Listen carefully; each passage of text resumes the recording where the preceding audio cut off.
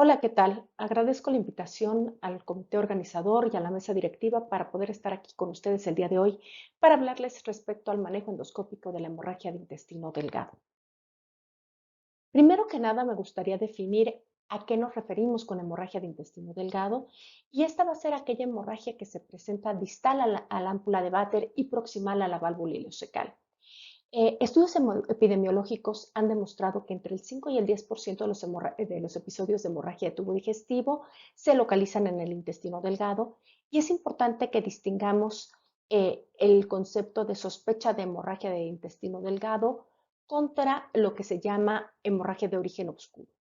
En la actualidad, cuando un paciente presenta datos de sangrado de tubo digestivo y se ha realizado una esófago gastroduodenoscopía y una colonoscopía, ambas con hallazgos negativos, el concepto correcto sería el de sospecha de hemorragia de intestino delgado, porque con los nuevos métodos disponibles en la actualidad, hasta el 75% de los casos es factible encontrar en el intestino delgado la fuente del sangrado,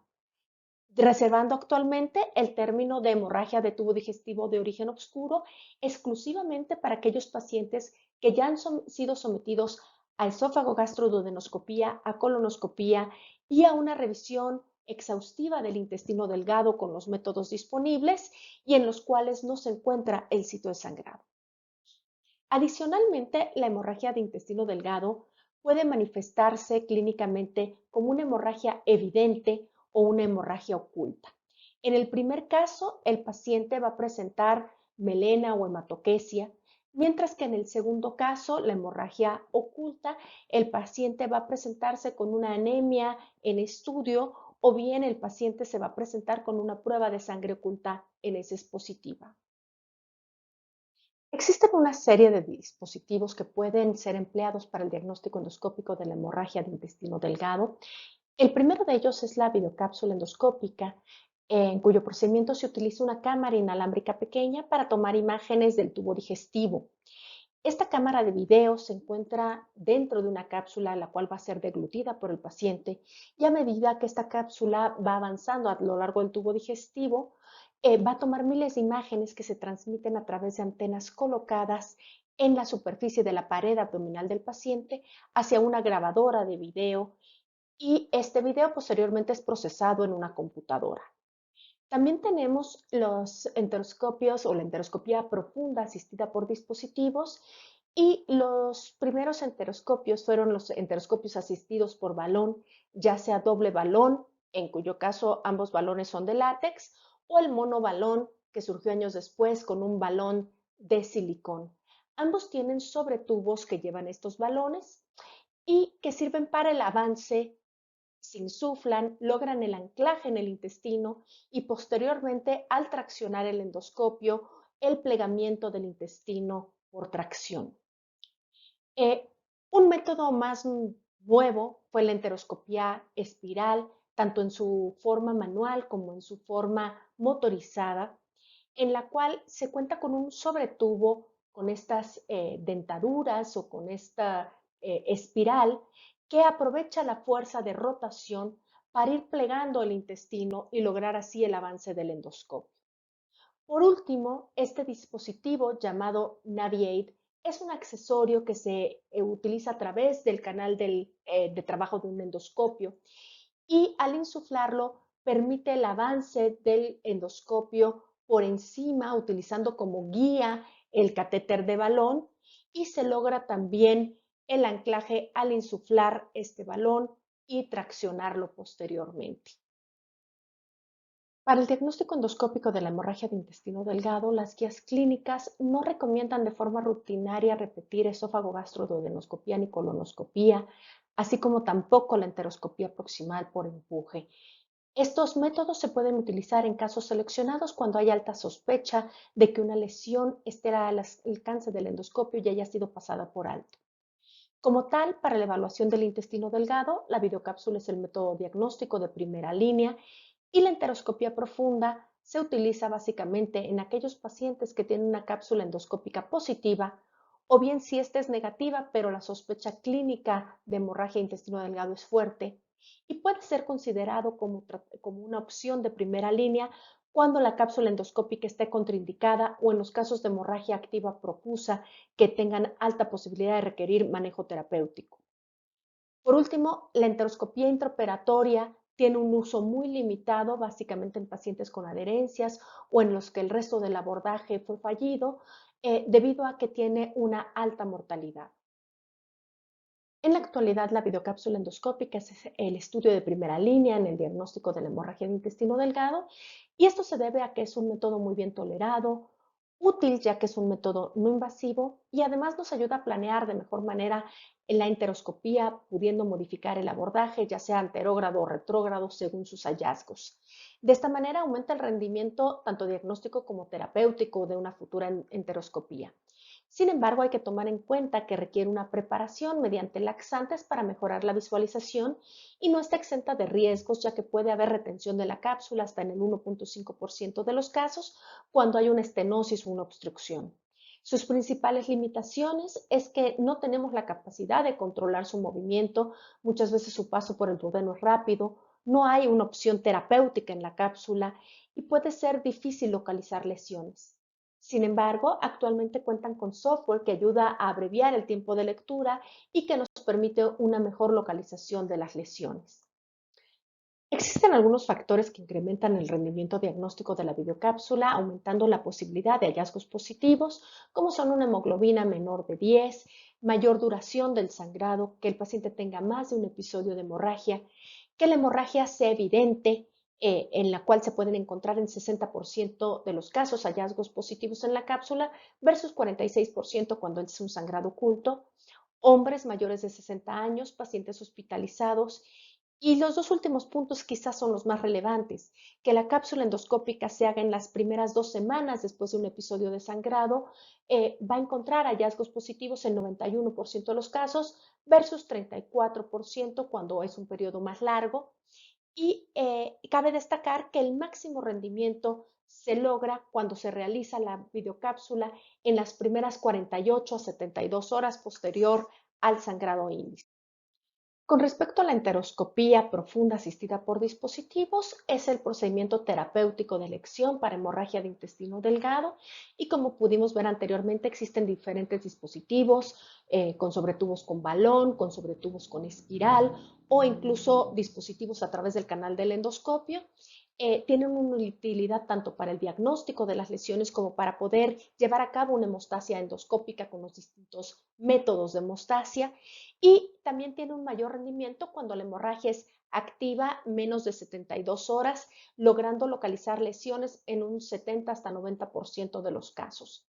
Se pueden hacer esta enteroscopía profunda, ya sea por vía anterógrada, por vía oral o retrógrada por vía rectal. Y lo recomendable es utilizar la vía anterógrada cuando la cápsula endoscópica en el primer 75% del tiempo de tránsito de la cápsula localizó alguna lesión. Es importante marcar el máximo avance logrado por cada una de las vías, ya sea utilizando un clip o utilizando tinta, lo mismo que cuando una lesión no puede ser tratada, debe de ser marcada para que el cirujano pueda localizarla con mayor facilidad. A continuación, les presento un comparativo de los diversos métodos endoscópicos para hemorragia de intestino delgado, comparando la videocápsula con las distintas modalidades de enteroscopía. Y como ustedes pueden ver, las principales diferencias es el hecho que la videocápsula no tiene capacidades terapéuticas y puede llevar a cabo una complicación por retención de la cápsula. En el caso de la enteroscopía, en sus distintas modalidades, todas tienen capacidad terapéutica. En el caso de enteroscopía por Naviate, requiere el retiro del balón del canal de trabajo para poder pasar los accesorios para hemostasia, pero tiene esta capacidad. Dentro de las diferentes modalidades, la enteroscopía de doble balón es la que ha logrado un mayor avance a lo largo del intestino delgado. No puede ser utilizado en pacientes alérgicos al látex, pero es un método más lento que la enteroscopía de monobalón, que tiene un menor avance, pero logra una mayor velocidad de avance. En el caso de las enteroscopías por espiral, el avance es más rápido. En el primer caso se activa manualmente girando el sobretubo, mientras que la enteroscopía espiral motorizada, como su nombre lo dice, tiene un motor que va avanzando y tiene un sistema de frenado automático cuando detecta resistencia. Quizá enteroscopía por NaviAid es una de las opciones más atractivas porque no requiere un endoscopio especial, puede utilizarse con un colonoscopio convencional. Consiste en un balón libre de látex de 40 milímetros de diámetro mayor, que es el que al ser insuflado puede lograr el anclaje, y el catéter tiene 3.5 metros sobre el cual se va a ir deslizando el endoscopio, logrando un avance rápido. Y por último, la enteroscopía intraoperatoria, que como les decía, solamente debe de utilizarse cuando la enteroscopía por las demás modalidades está contraindicada, ya que se ha asociado a una alta mortalidad. Los métodos de hemostasia que tenemos disponibles en hemorragia de intestino delgado son virtualmente los mismos que la endoscopía convencional a través de inyecciones de adrenalina o esclerosante. Podemos utilizar también el argón plasma. Sin embargo, aquí, dado que el grosor de la pared intestinal es menor, se recomienda en ocasiones considerar la inyección previa con adrenalina para formar un colchón que separe adecuadamente las paredes y la submucosa. Podemos utilizar otros métodos térmicos como monopolar o bipolar, el uso de hemoclips, polvos hemostáticos, y en aquellos casos en los que haya alto riesgo de sangrado recurrente o en los que no hayamos logrado la hemostasia, tatuar en la proximidad para guiar al cirujano para localizar a la lesión y lograr una hemostasia definitiva. Para poder seleccionar el método hemostático de elección, podemos guiarnos por esta clasificación endoscópica de Yano-Yamamoto,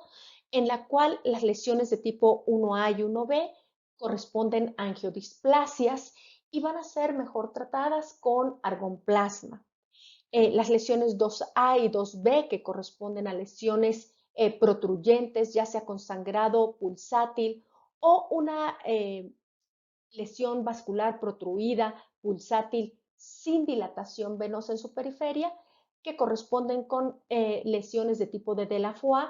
que deben de ser tratadas con métodos mecánicos como el hemoclip y reservar la cirugía en casos de falla. Y por último, la lesión tipo 3, que es una lesión vascular pulsátil protruida con dilatación venosa en su periferia, que corresponde a una malformación arteriovenosa que también responde mejor al tratamiento mecánico con hemoclips, ligadura o bien en su defecto con esclerosantes, reservando también la cirugía para casos fallidos. Desafortunadamente, todas las lesiones de tipo vascular en el intestino delgado han mostrado altas tasas de recurrencia en los siguientes meses. Los factores que se han identificado como de mayor riesgo para hemorragia recurrente son un mayor número de lesiones, que las lesiones se encuentren en el yeyuno, aquellos pacientes que tienen enfermedad cardiovascular o renal subyacente, uso de anticoagulantes o antiagregantes plaquetarios y quienes requirieron transfusiones durante su episodio de hemorragia. Los gastroenterólogos y endoscopistas debemos también considerar técnicas radiológicas y saber cuándo están indicados. El primer punto a destacar es que no se deben realizar estudios varitados en estos pacientes. Podemos realizar una enterografía por tomografía, y esto particularmente en aquellos pacientes con cápsula negativa y sospecha de hemorragia de intestino delgado para guiar una enteroscopia profunda. También se pueden utilizar previo a la cápsula endoscópica cuando se sospecha una estenosis intestinal para descartarla en caso de que no contemos con una cápsula de permeabilidad, como en aquellos pacientes con enfermedad inflamatoria intestinal que tengan historia de radiación previa o cirugía previa del intestino delgado. Se prefiere la enterografía por TAC a la enterografía por resonancia magnética en estos pacientes por tener mayor rendimiento diagnóstico. Otras técnicas radiológicas a considerar son la centellografía con eritrocitos marcados, que se puede ser utilizada en hemorragia evidente, activa, con tasas de sangrado tan pequeñas como 0.1 o 0.2 mililitros por minuto. Es muy útil en hemorragias intermitentes o de bajo volumen, pero es muy poco precisa para localizar las lesiones. La angiotac multifásica, por el contrario, se puede utilizar en pacientes estables con hemorragia activa. Requiere tasas de sangrado mayores de 0.3 mililitros por minuto, pero tiene la ventaja de que no solamente es capaz de detectar la extravasación del contraste, sino puede encontrar algunos hallazgos luminales o coágulos centinela. Y por último, la angiografía con capacidad terapéutica, que es la convencional por catéter, cuya indicación es en aquellos pacientes inestables con hemorragia activa evidente, requiere tasas de 0.5 a 1 mililitro de sangrado por minuto, tiene capacidad terapéutica, pudiendo incluso realizar maniobras provocativas para localizar el sitio de sangrado, pero no debe de realizarse en ausencia de una hemorragia evidente y no está exento de complicaciones como trombosis, infarto intestinal, infecciones o hemorragia en el punto de punción. Para sintetizar el abordaje de la hemorragia intestino delgado, cuando ésta se sospeche, la prioridad es estabilizar hemodinámicamente al paciente, tomarle los laboratorios correspondientes y determinar sus factores de riesgo, comorbilidades y medicamentos. Valorar en qué casos puede ser de utilidad repetir los estudios endoscópicos iniciales o realizar enteroscopía por empuje, y enfocarnos en la evaluación del intestino delgado, la cual puede tener tres contextos distintos. La hemorragia de tipo oculta, donde los estudios de imagen tienen un papel importante y podemos considerar la videocápsula particularmente en aquellos pacientes en los que es más o menos reciente la hemorragia, porque es en los que tendríamos mayor rendimiento diagnóstico. En los casos de hemorragia de intestino delgado evidente en pacientes estables, cuando no hay datos de obstrucción, sin duda la videocápsula es el estudio de elección, mientras que si hay sospecha de una obstrucción, debemos de descartarla primero con una enterografía por tomografía y una vez descartada, realizar la videocápsula. Eh, una vez realizada la videocápsula, si los hallazgos son positivos, debemos de realizar una enteroscopía asistida por dispositivos para intentar brindar tratamiento endoscópico a este sangrado. En los casos de pacientes con hemorragia evidente que se encuentren inestables, si los podemos estabilizar, una buena alternativa sería la enteroscopía asistida por dispositivos de manera directa. Sin embargo, si el paciente se encuentra inestable y no podemos estabilizarlo de manera rápida, la angiografía por catéter es el procedimiento de elección para,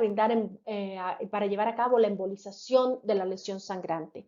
En todos los casos, cuando sean negativos los hallazgos, el paciente debe de mantenerse en vigilancia y repetir los procedimientos si recurre la hemorragia y valorar el tratamiento farmacológico concomitante. Para puntualizar algunas de las recomendaciones prácticas en los pacientes con hemorragia intestino delgado, es que debemos de referir a los pacientes a centros especializados que cuenten con todas las modalidades diagnósticas y terapéuticas,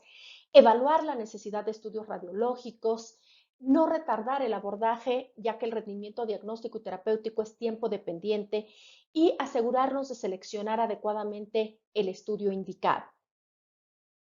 También intentar la mejor visualización posible, preparando al paciente previo a los procedimientos, utilizando laxantes, antiespasmódicos o antiespasmantes si así se requieren. Asegurarnos de una limpieza adecuada de la mucosa durante la enteroscopía y el retiro lento del endoscopio para poder revisar tanto a la entrada como a la salida del endoscopio para búsqueda de lesiones. Seleccionar adecuadamente el método de hemostasia según los hallazgos y ser cuidadosos con la terapia térmica, considerando que la pared del intestino delgado es más delgada que en el resto del tracto digestivo, en cuyo caso si vamos a utilizar, por ejemplo, argón plasma, debemos de utilizar un flujo no mayor a 1 litro por minuto y solamente 25 watts de potencia. Como conclusiones, la hemorragia de intestino delgado es un fenómeno poco frecuente. La videocápsula endoscópica es entonces el estudio de primera línea en la mayoría de los casos. Sin embargo, debemos de realizar una adecuada selección de procedimientos tanto endoscópicos o incluso radiológicos según el contexto clínico de nuestros pacientes. Y por último, debemos de reconocer las altas tasas de recurrencia a pesar de un manejo endoscópico exitoso inicial y por lo tanto estos pacientes deben de permanecer en vigilancia médica. Muchas gracias.